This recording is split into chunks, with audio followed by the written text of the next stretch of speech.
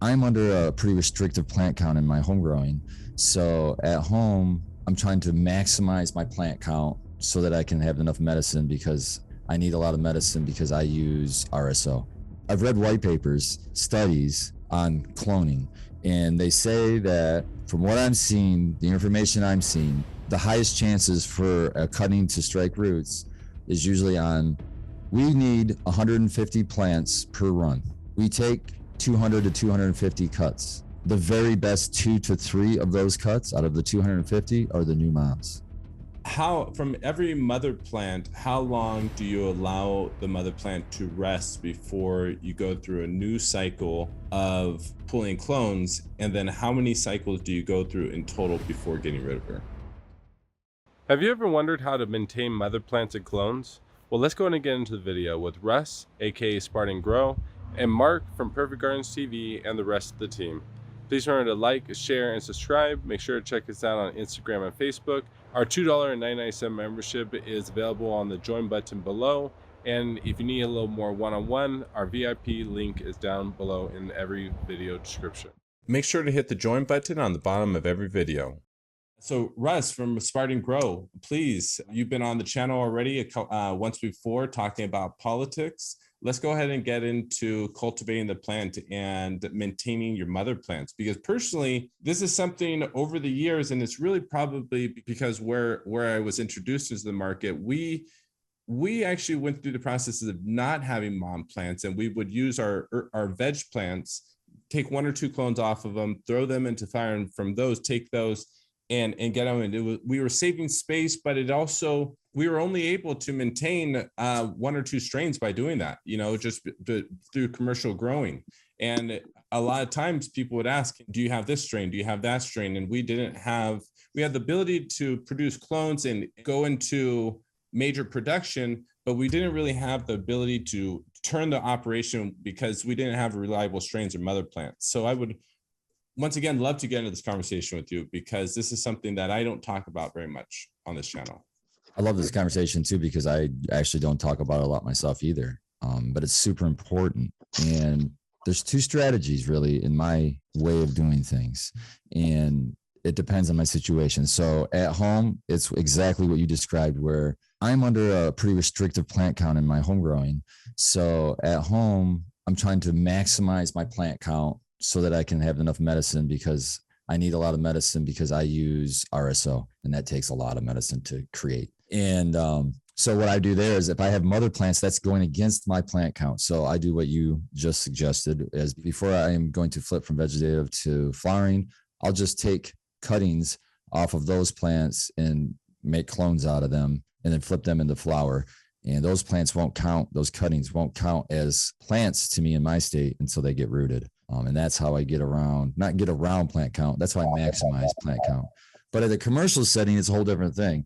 We have a 1,500 plant count license, just the adult use side. So in our space that we have to grow in, we really don't even have enough space to utilize all 1,500. So for us, it makes way more sense to have mother plants, because then also the restrictions of regulation in the metric system is we had to bring out our genetics in at the beginning, and then we can't bring in outside genetics after that. So to store genetics, you have to either keep seed packs or mother plants, or can you explain that a little bit more? Can you explain what you just said? Like, once you bring your genetics in, so you mean when you go through the licensing process, you have to put what genetics where you're getting it from, or where genetics are coming from? No, so metric is the tracking system, and when you start up, there's no way for you to when we started, there's no place for you to get genetics.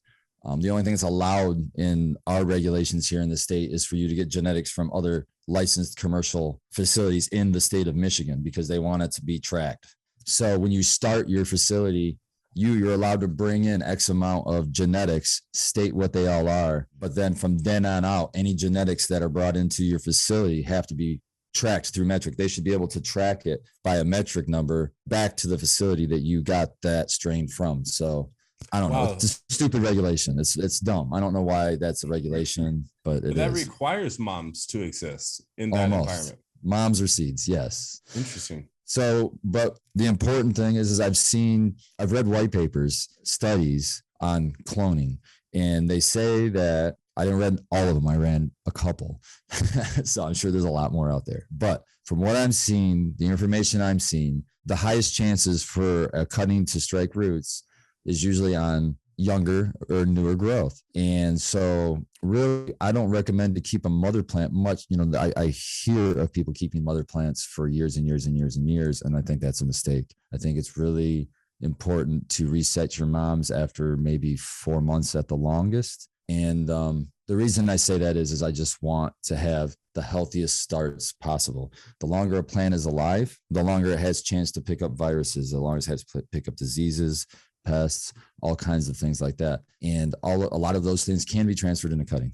So that's why tissue culture is getting so popular right now, is because the whole idea of tissue culture is it removes a lot of those built up viruses, diseases, and it gets that vigor back in the plant. Also costs extremely a lot of money right now. But so just the way we've been doing it for hundreds and hundreds of years is you just reset your moms. You just take the best cuttings that you can off of your plant. I usually we take a mother plant that's probably, we've had them as much as 9-10 foot tall, but we grow them in 10-gallon pots, cocoa, because we do still have to conserve space. Cocoa and synthetic nutrients with mom plants runs so good. And plus everything in the whole place is ran that way. So there's no difference. The plants aren't seeing any difference. They're not switching mediums. They're all staying the same. But as long as you are, if you're getting ready to take cuttings from your mother plant, I would reduce your ppms going in, what you're feeding your plant, for maybe a week before you take your cuttings. I would reduce it by about half. You don't want a ton of nutrient in those plants when you take those cuts, because it'll strike roots better if you do that.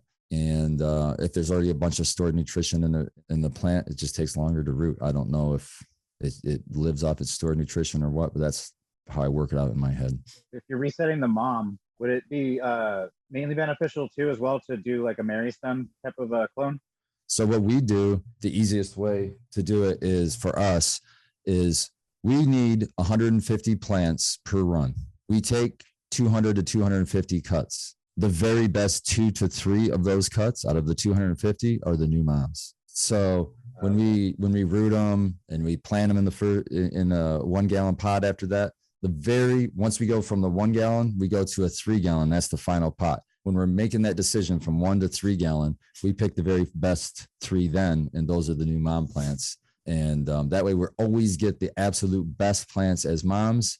And then the next best are the ones that go down into the flower room, and then we just cull the leftovers. And if you do that, I was just saying, when you take clones, if you have the ability, plant count wise, to take extra clones, always do so, and pick your best ones, because there's always going to be some clones that aren't as good as the other, and you want the very best to continue that health all the way through. It never hurts to just do a little, because like if you're going to just pick 3 out of them and cull all the rest, I mean, no one's going to bust down your door and be like, hey, why do you have all these little babies here? Exactly. And most states have, like, at the commercial level, even here at this state, at home, if it has a root, it's a plant. But in the commercial level, it's how tall the plant is. So 8 inches. So it's not even a plant count thing for us until it gets over 8 inches tall.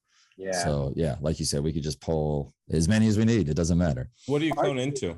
Right now we're using Floraflex. We used to use Root Riot peat plugs.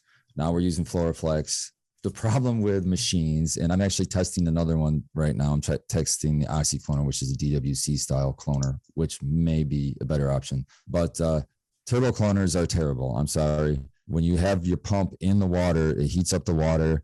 And unless you have a way to chill that water, you're just going to be growing bacteria. And you might have 1, 2, 3 good runs, but eventually it catches up to you. If you don't get it 100% clean, you're going to start having less good results. And at the commercial level, that's just not acceptable. And when we can just fill up trays and put them on a table, we have them on racks on the side of our veg room. We're not even having a light over. It's just the spillover light from our veg. It's very passive. It takes no power. If we lose power, our clones are still alive. It's just a foolproof method that we do that. The only thing that I can complain about, that I'd say the downside of doing it the way we do it, is it takes some time to check every single clone to make sure that it has the right amount of moisture in it every day. But if you had a machine that was spraying water, that's not an issue. They're all getting hit. So from cut to transplant from its plug, how many days on average? I would say on average anywhere from 7 to 14. And how for us? And after 14 days, you normally get rid of all those plants? Does it take too long? Probably already dead. No, what we'll do is when we're doing our first transplant, so when we're taking rooting cutting and put them into 1 gallon pots, any of the extras, and when we mean extras is we're picking up these cuttings and we're looking at it. If it has like 1 root sticking out of it, it doesn't get transplanted. It's got to have a good amount of roots, and those get all set aside into a tray. And then if we had enough to fill the pots we needed, good, we can toss those other ones. But if we had 5 pots that needed, and we had to put in like 1 root clones, we save all the other ones just in case those ones that were kind of weakest around the border, just in case they don't make it, we'll keep those other ones in the clone dome for another week, 2 weeks, just to make sure that the little weak ones will make it. If not, if they don't make it, we pop them out and we'll have a replacement from the clones that we saved. Would it be okay if I send you out a bottle of Drops of Balance so you could add it to your water and see if there's any more better results with your cloning? You could if you'd like to. That's fine. Yeah, I'd love to. I really would. Yeah. Because really what we use right now for our clones is the exact same nutrient water that we water our veg room with. Mm-hmm. We don't even dilute it down. Are you using city water, or what is your water source? We have an RO water. We have an RO system. It's made by Hans, Hans. And if you're a commercial grower, I would really, really, really look into those guys. They make life so easy. It's a service where they actually service the whole thing. So you don't even own the unit. I'm sure you could probably buy it from them. I'm not sure. But they come out, and for the same cost that it costs. Yeah, there's a service. So they put their equipment in and they just keep it running. You don't touch it. If you ever have an issue, you call them and they fix it. It has a screen on it that tells you the output is the fastest. The output of the RO was faster than turning our water on. Just turning our water spigot on at full blast, the output of the RO was faster than that. I can't remember what the gallons per minute was, but it's insanity. So we have this one RO system that's doing the entire shop. So as you're using your RO and you're using city water and you're on a water meter, an RO system could get kind of expensive. No. We actually, our water bill is not expensive at all. There's a lot of water in Michigan. Yeah, we're surrounded by it. I know. I'm in Quebec, so I'm not far from you. So. Oh, there you go. Yeah, we actually know for some reason our water bill is really good. So we have no complaints there. We do have municipality water for sure, but we filter it through our RO. How many mother plants does it take to get 250 clones? 1 to 2. We just go gigantic plants. I can show you if you go on my Instagram. There's pictures. They're a little bit far back now, but Dave, we won a national contest from Power Side. They did a Big Mama plant. They call it Big Mama contest or whatever. And we grew the biggest one, I guess. One more quick question. No, it's okay. One more quick question on that. From every mother plant, how long do you allow the mother plant to rest before you go through a new cycle of pulling clones? And then how many cycles do you go through in total before getting rid of her? So there's like everything with cannabis, there's no answer there. The best answer is by the speed of their growth. We have a space for our mother plants, and when we are deciding on what are we going to take cuts off next, the first factor is what's the biggest plant we have, because that's going to probably be going in there. And then we have to determine, are we going to do because each flower room, although it has 150 plants, it has 3 tables in it. So those 150 are actually 3 tables of 50. So sometimes we'll do a monocrop where all the tables are the same plant. It's all the same plant in the entire room. Sometimes we'll break that down and do, if we didn't have a plant that's big enough to do 150, we didn't feel like we could do 50 from this plant and keep it on one table, 50 of another plant, and 50 of another. We're actually been playing with that so that we can supply our suppliers with 3 varieties instead of 1 every harvest. And we have 6 flower rooms, so we harvest every 2 weeks. So, Josh, that's very important in the retail market to have a good variety. Me in the medical industry, it's a hindrance because I have to produce something that's constant, always the same every week. So I'm doing 3 strains, and I do 1 room, 1 strain, and I concentrate on that. Especially that when I grow, longer I grow the strain in my facility, it adapts and gets better every harvest. Yeah, I miss being able to do that. When we have some strains that we've had for a while and we're learning them, and I call it dialing in the strain, but I know exactly what you're talking about. I love dialing in a strain, so I just know it like the back of my hand, and I don't have to think anymore. I love that.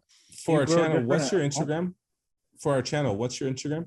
Oh, my Instagram is Spartan Grown, all one word, no spaces.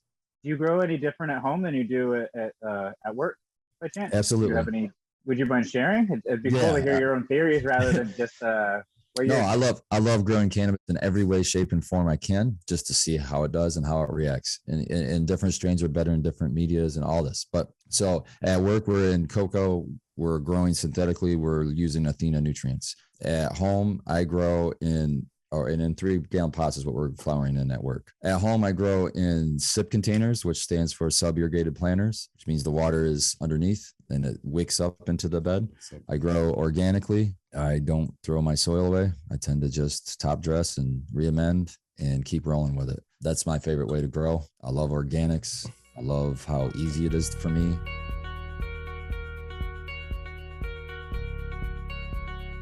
By about 2017, that's when I had enough of blogging, and I started to realize that the content, the video content on YouTube was lacking. And so my very first YouTube video was me talking to the camera, neck down, but it was a guy in front of the camera who people could hold accountable. And I tried to just talk about growing